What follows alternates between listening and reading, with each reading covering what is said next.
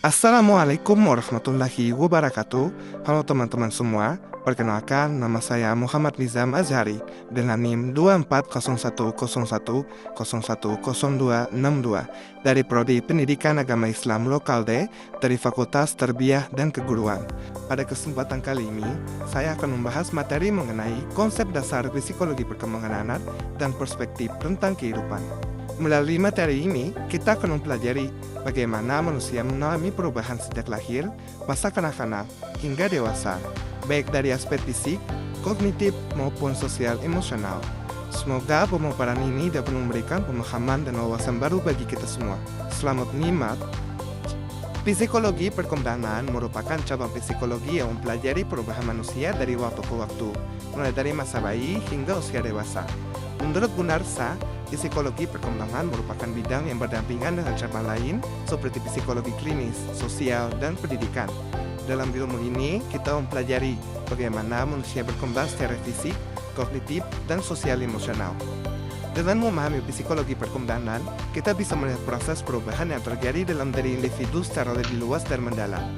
Menurut Papalia dan rekan-rekan, tujuan mempelajari psikologi perkembangan adalah untuk memahami perubahan manusia dari berbagai tahap kehidupannya. Kita tidak hanya menggambarkan perubahan yang terjadi, tetapi juga mencari tahu penyebabnya, memprediksi perkembangan selanjutnya, dan menentukan cara terbaik untuk mendukung perkembangan individu. Dengan memahami tujuan ini, kita sebagai pendidik, orang tua, ataupun calon pendidik dapat membantu setiap anak berkembang sesuai potensi yang mereka miliki. Mempelajari psikologi perkembangan memberikan banyak manfaat, terutama bagi pendidik dan orang tua. Pengetahuan ini membantu kita memahami karakteristik anak, sehingga kita bisa memilih pendekatan yang lebih tepat dalam mendidik dan berkomunikasi dengan mereka. Selain itu, kita menjadi lebih empati terhadap perilaku anak, dan dapat memberikan respon serta bimbingan yang sesuai agar anak dapat berkembang optimal. Pertumbuhan dan perkembangan sering digunakan bersama, namun keduanya memiliki perbedaan. Pertumbuhan bersifat demi kuantitatif, yaitu perubahan fisik seperti bertambah tinggi atau bertambah berat badan. Sedangkan perkembangan bersifat kualitatif, yaitu peningkatan kemampuan dan fungsi psikologi, seperti kemampuan berbicara, berpikir, dan berinteraksi. Walaupun berbeda, keduanya berjalan beriringan dalam proses pembentukan individu. Menurut Boylio, perkembangan manusia dipengaruhi oleh berbagai faktor yang saling berhubungan. Faktor hereditas atau genetik menentukan potensi besar anak, sementara nutrisi, kesehatan, dan kondisi pada natal menjadi dasar politik sejak sebelum lahir.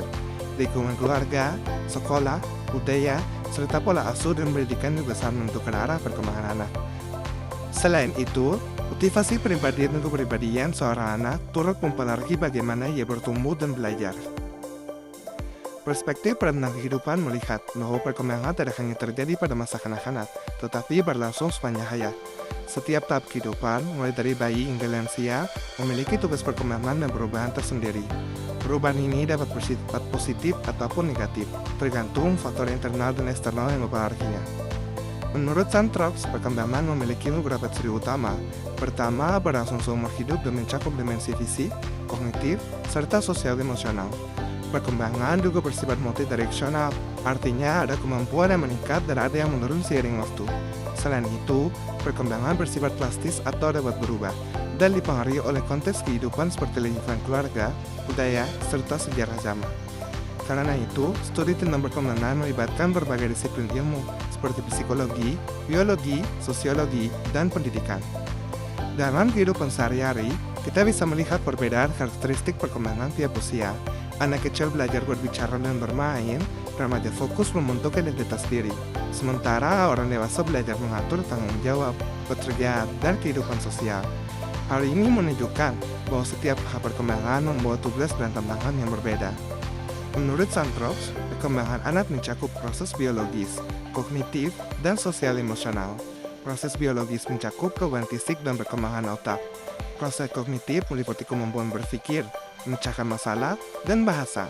Sementara proses sosial emosional berkaitan dengan perasaan, hubungan dengan orang lain, dan pembentukan kepribadian. Ketiga aspek ini saling mempengaruhi, sehingga perkembangan anak berlangsung secara menyeluruh. Karl Locke menjelaskan bahwa perkembangan berlangsung secara bertahap dan berkelanjutan. Anak berkembang sesuai usia dan kemampuan yang semakin matang, serta dipengaruhi oleh pengalaman belajar dan simulasi dari lingkungan. Oleh karena itu, memberikan pengalaman yang tepat sangat penting dalam mendukung perkembangan optimal anak. Menurut Paparia, masa anak-anak terdiri dari 3 tahap, yaitu masa bayi, masa kanak-kanak awal, dan masa kanak-kanak tengah. Setiap tahap memiliki ciri khas, seperti masa bayi, fokus pada gerak dan sensori motor, sedangkan anak usia dini mulai berkembang dalam kemampuan bahasa, sosial, dan kemandirian sederhana. Usia 0 sampai dengan 6 tahun dikenal sebagai masa keemasan, di mana perkembangan otak anak sangatlah cepat. Pada masa ini, anak dapat menghirup informasi dengan sangat baik sehingga membutuhkan stimulasi positif melalui permainan edukatif, komunikasi yang baik, dan lingkungan penuh kasih agar perkembangan mereka dapat maksimal. Menurut Harlock, masa peka adalah periode ketika anak sangat siap mempelajari keterampilan tertentu, seperti bahasa atau motorik. Jika stimulasi diberikan tepat waktu, hasilnya akan optimal. Namun, jika terlewat, anak mungkin membutuhkan usaha yang lebih besar dalam proses belajar. Setiap tahap usia memiliki tugas perkembangan. Pada masa anak, tugas tersebut antara lain belajar berjalan, berbicara, membentuk kemandirian awal, dan mulai bersosialisasi. Tugas-tugas ini menunjukkan kesiapan anak menuju tahapan berikutnya. Sandroff menyatakan bahwa perkembangan adalah hasil kombinasi dari faktor bawaan dan lingkungan. Seorang anak dapat memiliki bakat tertentu, namun lingkungan yang mendukung sangat diperlukan untuk mengembangkan potensi tersebut secara maksimal. Bronfenbrenner menjelaskan bahwa perkembangan anak dapat dipengaruhi oleh sistem lingkungan, mulai dari keluarga, sekolah, hingga masyarakat. Keluarga adalah pengasuh pertama yang membentuk kepribadian dasar anak, sementara sekolah memberikan simulasi belajar dan sosialisasi. Nilai budaya dan masyarakat juga membentuk moral dan cara pandang anak terhadap kehidupan. Dalam perspektif tentang kehidupan, kepribadian anak tidak bersifat tetap. Meski beberapa sifat dasar muncul sejak kecil, pengalaman, pendidikan, dan lingkungan dapat membentuk dan mengubah karakter anak sepanjang hidupnya. Menurut Gunarsa, keluarga dan guru memiliki peran sangat penting dalam perkembangan anak. Mereka bukan hanya menyediakan pengajaran, tetapi juga memberikan teladan, dukungan emosional, dan penguatan nilai moral. Lingkungan yang positif akan membentuk anak tumbuh menjadi pribadi yang percaya diri dan berkarakter yang baik. Dalam perkembangan manusia, kita dapat melihat contoh kasus pada berbagai tahap usia. Pertama, pada masa anak usia dini, terdapat kasus keterlambatan bicara. Misalnya, anak hanya mampu mengucapkan kata-kata sederhana dan bergantung pada gerakan untuk berkomunikasi. Kondisi ini membutuhkan stimulasi bahasa melalui percakapan, membaca buku, dan interaksi aktif dengan lingkungan. Kedua, pada anak prasekolah, sering ditemukan isu kemandirian. Misalnya, anak yang masih mengandalkan orang dewasa untuk makan atau berpakaian, bukan karena tidak mampu, tetapi karena kurang kesempatan berlatih. Maka, dukungan pembiasaan dan penguatan positif sangatlah diperlukan.